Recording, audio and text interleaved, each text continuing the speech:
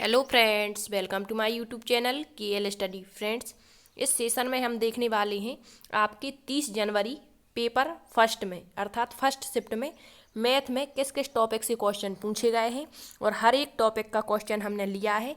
अभी वही क्वेश्चन नहीं है एग्जैक्ट, लेकिन आपके जो जो टॉपिक पूछे गए हैं उनका एक एक क्वेश्चन यहाँ लिया है और एक वो क्वेश्चन है जिससे हर बार सीटेट में आपके क्वेश्चन बनते हैं। तो आपकी वैल्यू चेंज हो सकती है, लेकिन आपके जो क्वेश्चन हैं वो इन्हीं टॉपिक से कवर किए जा रहे हैं। तो सबसे पहले तो आपको बता दें कि वो टॉपिक कौन कौन से हैं जिसके हमने ये क्वेश्चन लिए हैं। तो सबसे पहले घनाभ से आपका क्वेश्चन पूछा गया है, ठीक है। इसके बाद आपका आयत से क्वेश्चन पूछा गया है, तो एक आयत का भी हमने क्वेश्चन लिया है और किस तरीके से क्वेश्चन पूछा जाता है वो आपको सारा यहाँ पर बताने वाले हैं, ठीक। इसके बाद आपके नंबर सिस्टम से करीबन 3 से 4 क्वेश्चन पूछे गए। इसके बाद आपकी माध्यिका से क्वेश्चन पूछा गया। इसके बाद आपका अंकित मान, जातीय मान जो होता है उससे क्वेश्चन पूछा गया। समिति से क्वेश्चन पूछा गया। फिर जैसे कह देते हैं भिन्न में, इस तरीके से कि किसी व्यक्ति के पास में इतने दर्जन चीज़ है तो उसको इतने इतने लोगों में बांट देते हैं, तो बताइए उसके पास कितनी चीज़ें बचेंगी, ठीक है। इसके बाद आपके बेन हीले की थ्योरी से 2 क्वेश्चन पूछे गए, ठीक है। तो ये सारे जो टॉपिक हैं जहाँ से क्वेश्चन पूछे हैं, तो हर एक टॉपिक का हमने एक एक क्वेश्चन लिया है, तो आपको यहाँ पर आइडिया लग जाएगा कि किस तरीके से क्वेश्चन पूछे जा रहे हैं, ठीक है। तो देख लेते हैं। सबसे पहला क्वेश्चन आपका टॉपिक घनाभ से पूछा गया है, तो उसका एक क्वेश्चन हमने लिया है। क्वेश्चन क्या है, एक घना, और आप यदि ये एनालिसिस देखते हैं और ये क्वेश्चन देखते हैं तो बिल्कुल यही क्वेश्चन आपको हूबहू देखने को मिलते हैं, केवल वैल्यू चेंज रहती है, ठीक है, और थोड़ा सा ही बदलाव होता है। तो क्वेश्चन है कि एक घनाभ की लंबाई, चौड़ाई और ऊंचाई का अनुपात दिया गया है कितना, 6:5:4, और यदि उसका संपूर्ण पृष्ठ इतना दिया है कितना, 5328 वर्ग सेंटीमीटर, तो उसकी लंबाई, चौड़ाई और ऊंचाई हमें ज्ञात करनी है। तो मानेंगे हम क्या कि किसी घनाभ की लंबाई, चौड़ाई और ऊंचाई क्रमशः कितनी हो जाएगी, यहाँ पर कितनी दी गई है, 6x मानेंगे, 5x मानेंगे और 4x मानेंगे, ठीक है।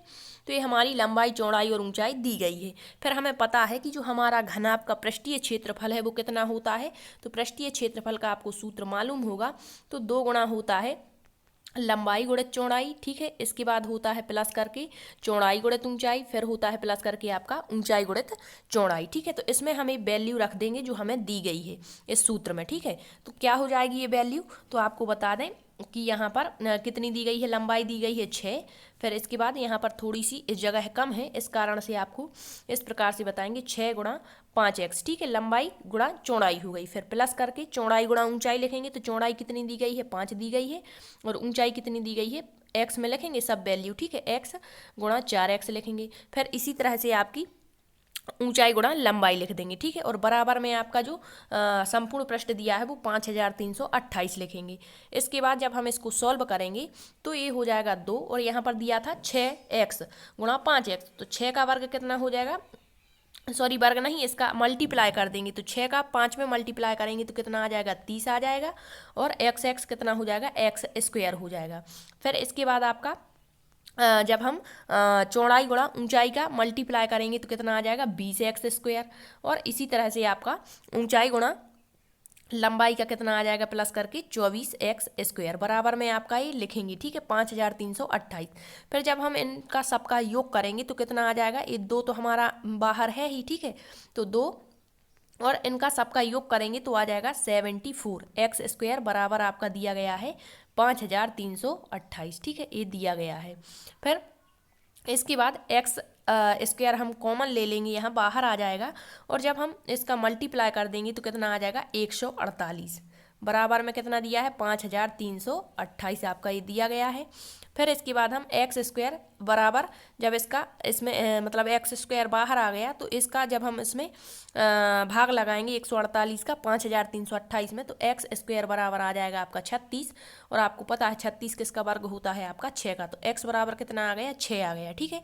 अब हमें यही बताना है कि जो आपका घनाभ दिया है उसकी लंबाई, चौड़ाई और ऊंचाई क्या होगी, तो ये मान हम इसमें पुट कर देंगे। तो 6 का जब हम 6x में मान रखेंगे x का, तो कितना आ जाएगा, 36 आ जाएगा, तो पहला ऑप्शन आपका 36 से दिया गया है। फिर 5 में रखेंगे तो 6 पंचा 30 आ जाएगा, और 6 चौका 24 आ जाएगा, ठीक है। तो इसका राइट आंसर आपका ऑप्शन नंबर सी हो जाएगा, ठीक है। तो ये घनाभ से आपका क्वेश्चन पूछा गया था, जो कि एक क्वेश्चन हमने यहाँ पर लिया है। अब नेक्स्ट आपका आयत से संबंधित एक क्वेश्चन था, तो वो भी हम देख लेते हैं। तो क्वेश्चन क्या है कि किसी आयताकार बक्से की आंतरिक लंबाई चौड़ाई और ऊंचाई दी गई है कितनी, 10 सेंटीमीटर, 8 सेंटीमीटर और 6 सेंटीमीटर। फिर कहा है कि 6240 घन सेंटीमीटर घनों को पैक करने के लिए हमें कितने बक्सों की जरूरत पड़ेगी। तो आपको बता दें कि एक बक्से का आयतन कितना होगा, तो आपको पता है घनाभ का आयतन बक्सा घनाभ के जैसा होगा, तो बक्से का आयतन कितना होता है, लंबाई गुणा चौड़ाई गुणा ऊंचाई। ठीक है, तो यहाँ एक बक्से का आयतन हम निकालेंगे, तो ये हमें इनका मान दिया गया है एक बक्से का। ठीक है, फिर हमें इतने घनों को पैक करना है इसमें, तो बक्सों की कितनी बक्सों की आवश्यकता पड़ेगी।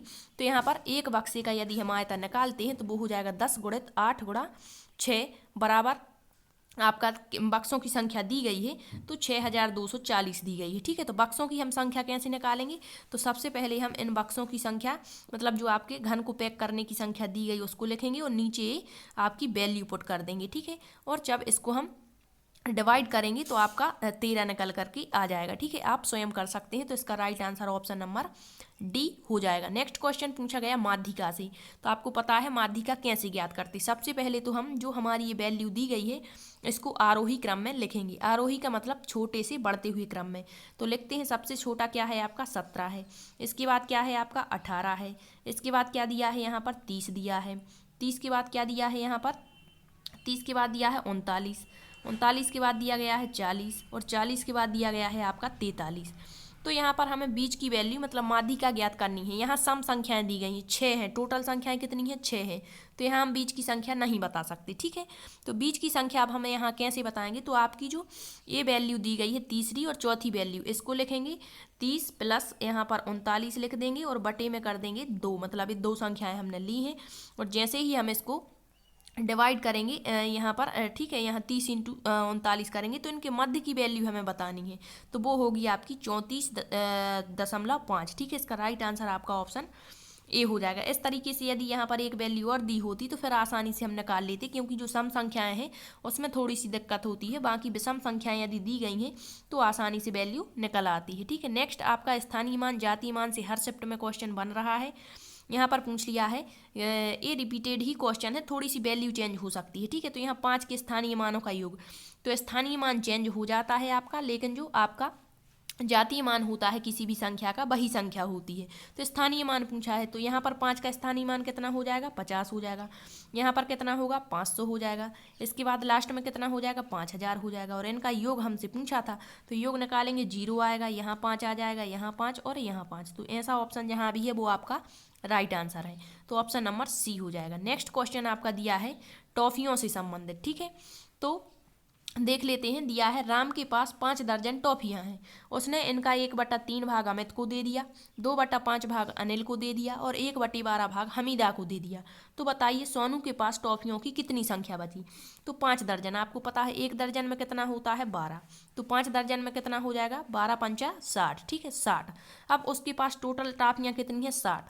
अब इस 60 का 1/3 भाग किसको दे दिया, 60 का 1/3 भाग दे दिया उसने अमित को, तो ये काट लेंगे तो कितना आ जाएगा यहाँ पर 20 निकल के आ जाएगा, कितना 20।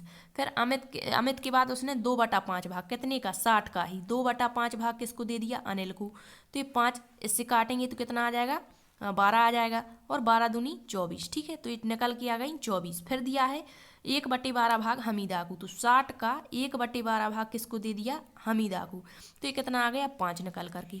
तो इतनी ये टोटल टॉफियाँ जो आई हैं इनको हम जोड़ लेंगे और टोटल में से माइनस कर देंगे, तो कितना हो जाएगा यहाँ पर 5 4 9 हो गया और 2 2 4 49 हो गया।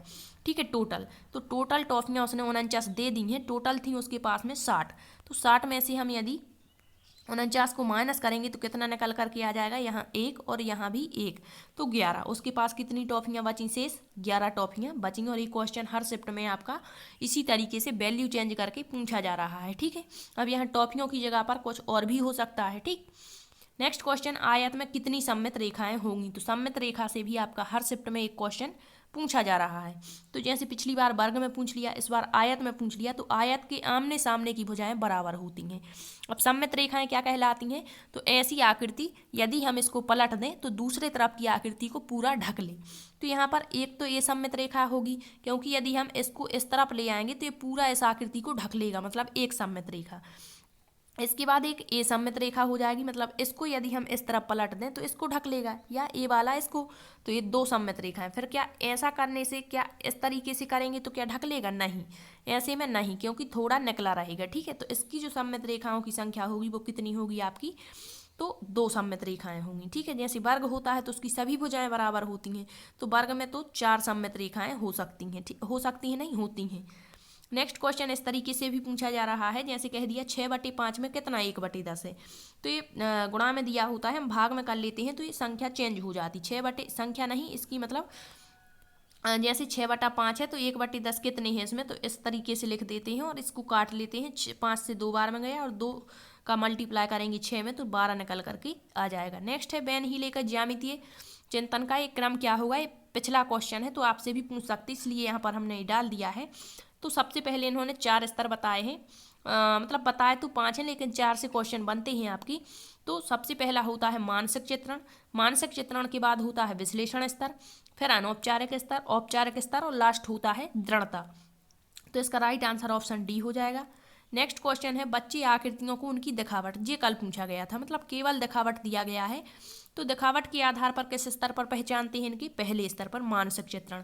यदि यहीं पर ये कह दें कि बच्चे आकृतियों को उनके गुणों के आधार पर वर्णित वर्गीकृत, तो जब गुण बताने लगते हैं तो वो विश्लेषण स्तर होता है, और जहाँ पर संबंध नहीं बना पाते हैं तो वो अनौपचारिक, और जहाँ संबंध भी बना लेते हैं और प्रूफ भी कर लेते हैं, यहाँ प्रूफ नहीं कर पाते, ठीक है, किसी भी वस्तु को, और ना ही संबंध बना पाते, यहाँ पर सारी चीज़ें कर लेते हैं। ठीक है, तो ये है इनके ज्यामितीय स्तर के चरण। इससे हर शिफ्ट में आपका एक और कभी कभी 2 क्वेश्चन भी पूछे जा रहे हैं, तो इसे अच्छे से कर लें।